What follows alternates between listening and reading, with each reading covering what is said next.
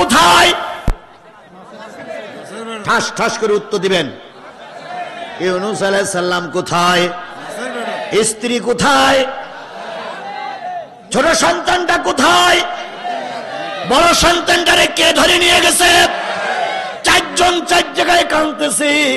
আল্লাহ পাকের দয়া হলো, হযরত ইউনূস আলাইহিস সালাতু ওয়াস সালাম মাছের পেটে 40 দিন ছিলেন। তার ভিতরে প্রথম নদীর ভিতরে, তারপর একটা ছোট মাছের ভিতরে।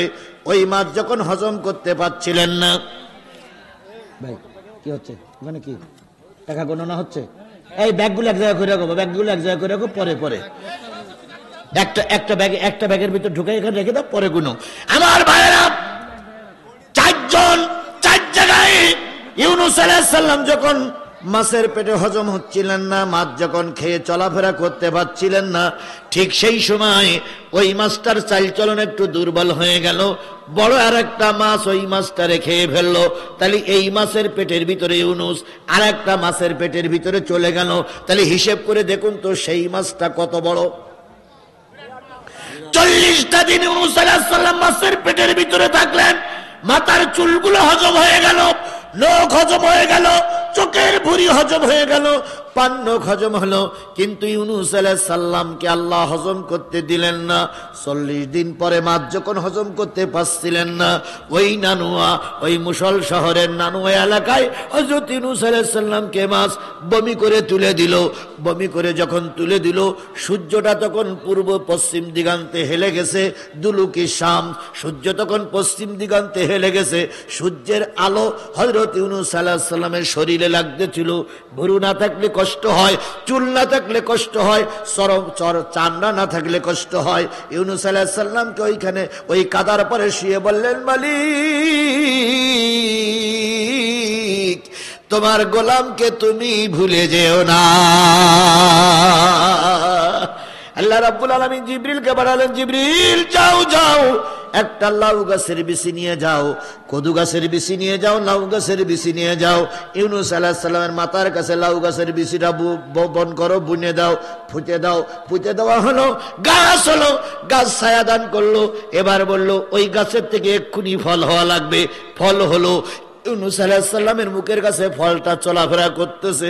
জিবরিল আমিন বললেন, ফল খান। লাউ ফল খাইলো। কাঁচা ফল পেটে যখন চলে গেছে, বুড়ি গজালো, চামড়া গজালো, নখ গজালো। ইউনূস আলাইহিস সালাম সুস্থ হয়ে গেছে। তখনও সূর্য ডুবে যায় নাই। ইউনূস আলাইহিস সালাম এবার চিন্তা করলেন, পরনে কাপড় নাই, ওই লাউ গাছের পাতা দিয়ে লজ্জাস্থান ঢাকলেন।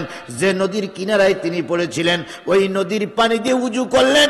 উজু করে হযরত ইউনূস আলাইহিস সালাম ওই কিনারায় দাঁড়িয়ে 4 রাকাত নামাজ আদায় করেছিলেন। ডোবো ডোবো বেলার আগে আল্লাহ বললেন, মহা মুসিবতের থেকে ইউনূস বাহির হয়ে আল্লাহর শুকরিয়া স্বরূপ 4 রাকাত নামাজ আদায় করেছে। আমি আমার বান্দার জন্য, ও নবী তোমার উম্মতের জন্য এই 4 রাকাত নামাজ আসরের নামাজ করে দিলাম। এই 4 রাকাত নামাজ যদি আজকের থেকে মেরাজের পর থেকে কেউ পড়ে, তাহলে আমি আল্লাহ পাক ইউনূস নবীর সঙ্গে তাদের জান্নাতে দিয়ে দেব। তাহলে ইউনূস আলাইহিস সালাম পড়েছিলেন কিসের নামাজ? কয় রাকাত? সেই 4 রাকাত নামাজ আমাদের জন্য বাধ্যতামূলক করেছেন কে? এই আসরের নামাজ পড়ে যদি কোনো ব্যক্তি মালিকের কাছে দোয়া চায়, ইউনূসের মতন বড় বিপদেও যদি পড়ে দোয়া চায়, আল্লাহ রাব্বুল আলামিন তাদের দোয়াটা ফিরাইয়া দেয় না। আল্লাহ আমাদের ইউনূস আলাইহিস সালামের থেকে আসরের নামাজ পড়ার তৌফিক দান করুক। মাগরিবের নামাজ পড়েছিলেন হযরত ঈসা আলাইহিস সালাতু ওয়াস সালাম। ঈসা আলাইহিস সালাতু ওয়াস সালাম মহা বিপদ থেকে, ওই ইহুদিদের বিপদ থেকে বেঁচে 3 রাকাত নামাজ পড়েছিলেন। এই জন্য মাগরিবের নামাজ আমাদের জন্য ফরজ। এশার নামাজ পড়েছিলেন হযরত মুসা আলাইহিস সালাম। এই কাফের ফেরাউনের আক্রমণ সহ্য করতে না পেরে নীলনদ পাড়ি দিয়ে রাতের অন্ধকারে ওই পারে যে ফেরাউনের যন্ত্রণা থেকে মুক্তি পেয়ে দলবল নিয়ে 4 রাকাত নামাজ পড়েছিলেন। এই 4 রাকাত নামাজ উম্মতি মুহাম্মাদের জন্য ফরজ হয়েছে। ফজরের নামাজ পড়েছিলেন কোন নবী? জোহরের নামাজ পড়েছিলেন কোন নবী? আসরের নামাজ পড়েছিলেন কোন নবী? মাগরিবের নামাজ পড়েছিলেন কোন নবী? এশার নামাজ পড়েছিলেন মুসা আলাইহিস সালাম। এই 5 নবীর পড়া নামাজকে উম্মতি মুহাম্মাদীদের মাথার পরে চাপাইয়া দিল। আল্লাহ পাক ঘোষণা করলেন, এই 5 ওয়াক্ত নামাজ যে যারা আদায় করবে 5 নবীর চাইতে মর্যাদা দিয়ে আল্লাহ তাদের জান্নাতে দিয়ে দেবে। আমরা কি 5 নবীর মর্যাদা নিয়ে আল্লাহর জান্নাতে যেতে চাই? কারা কারা যেতে চান 2 হাত উঁচু করে আল্লাহরে দেখান। তাহলে আজকের থেকে নিয়ত করতে হবে 5 ওয়াক্ত নামাজ আর আমরা কাজা করব না। আল্লাহ আমাদের সবাইকে কবুল করুক। আরেকটু জোরে বলেন আমিন, আরেকটু জোরে বলেন আমিন। হাত নামান। আমার ছাত্র, আমার হাতে গড়া ছাত্র, আমি এখানে ওয়াজ করার পরে যখন ছেড়ে দিব, আমারই হাতে গড়া ছাত্র 15-20 মিনিট এখানে কথা বলবে। যদি ভালো লাগে থাকবেন, না লাগলে চলে যাবেন। তিনি হচ্ছেন সাব্বির হোসেন জিহাদি। জিহাদি একটু ওঠো। এই ছেলে আমার ওয়াজের পরে 20 মিনিট ওয়াজ করবে, তারপরে অন্য বক্তা আসবে। এই 20টা মিনিট আমি ট্রায়ালের জন্য, শুধুমাত্র ওই ছেলেটা আমার মতন বক্তৃতা করতে পারে কিনা এর জন্য 20টা মিনিট আমি আপনাদের কাছে ভিক্ষা চাচ্ছি, দেবেন? তাহলে 20টা মিনিট বলবেন, এরপরে ওই বক্তার পরে আরো বক্তা আসবে, তিনি এসে আবার ওখান থেকে শুরু করবেন। আমরা শেষ পর্যন্ত থেকে তাবারুক নিয়ে যাব। আস্তাগফিরুল্লাহ রাব্বি মিন কুল্লি যামবি ওয়া আতুবু ইলাইহি লা হাওলা ওয়ালা কুওয়াতা ইল্লা বিল্লাহিল আলিয়্যিল আযীম। আমি মোনাজাত শেষ করার পরে পরে সাব্বির হোসেন জিহাদি আজ করবে ইনশাআল্লাহ। আল্লাহুম্মা আমিন। রব্বানা যালামনা আনফুসানা ওয়া ইল্লাম তাগফির লানা ওয়া তারহামনা লানাকুনান্না মিনাল খাসিরিন। রব্বিরহামহুমা কামা রাব্বায়ানি সাগীরা ওয়া কুর রব্বিরহামহুমা কামা রাব্বায়ানি সাগীরা। মহিয়ান গরিয়ান সর্বশক্তিমান আল্লাহ, তুমি তোমার কুদরতি নয়নে তাকায়ে দেখো, কখন জানি ওয়াজ করতে করতে সেই 1টা বেজেই গেছে। তোমার পাগলদের দাবি আমি রেখেছি, 5 ওয়াক্ত সালাতের পরে ওয়াদা করেছি, বক্তা শ্রোতা সবাইকে 5 ওয়াক্ত সালাত ঠিক মতন আদায় করার তৌফিক দিয়ে দাও। 5 ওয়াক্ত নামাজ পড়তে পড়তে আমাদের মৃত্যু দাও।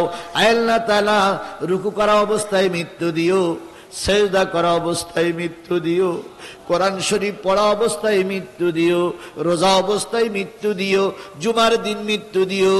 আর আমি গুনাহগার, আমার মৃত্যুটা তুমি ওয়াজ করাকালীন অবস্থায় দিও।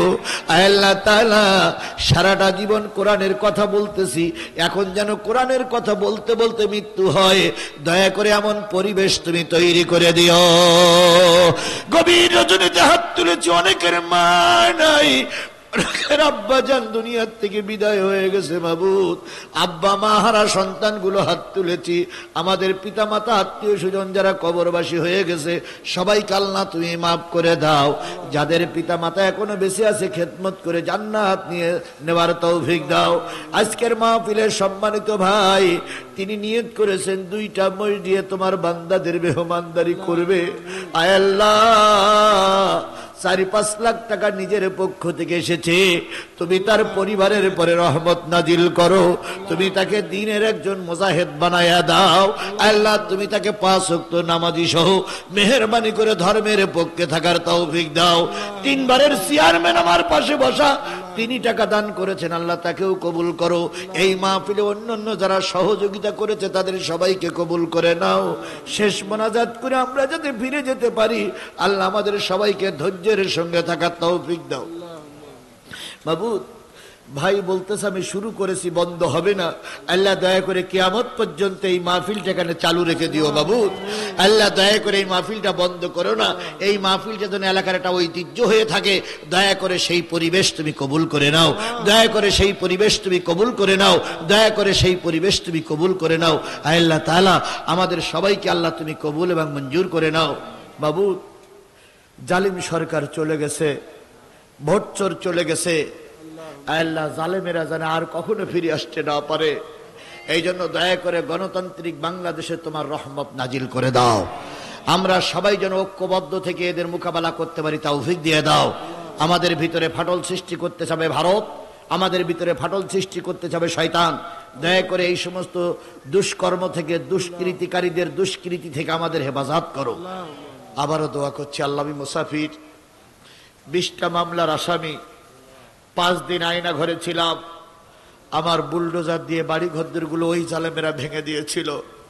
বাবু, আমি একজন মুসাফির হিসেবে তোমার কাছে দোয়া করছি, আল্লাহ আমাদের দেশটারে তুমি কোরআনের দেশ বানায় দাও, আমাদের দেশটা তুমি ইসলামের পক্ষের শক্তি বানায় দাও, আর এই মাহফিলকে তুমি কিয়ামত পর্যন্ত এখানে জারি রেখে দাও।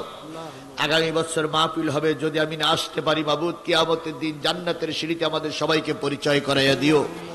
যত শ্রোতা এখানে এসেছে সবাইকে শপথ নিয়েছি 5 ওয়াক্ত সালাত আদায় করব। আল্লাহ আগামী কাল থেকে মৃত্যুর আগ পর্যন্ত এই সালাতের পরে টিকে থাকার তৌফিক দিয়ে দাও। আমাদের সকলের দোয়া মেহেরবানি করে কবুল করে নাও। সুবহান রাব্বিকা রাব্বিল ইজ্জাতি আম্মা ইয়াসিফুন ওয়া সালামুন আলাল মুরসালিন ওয়ালহামদুলিল্লাহি রাব্বিল আলামিন।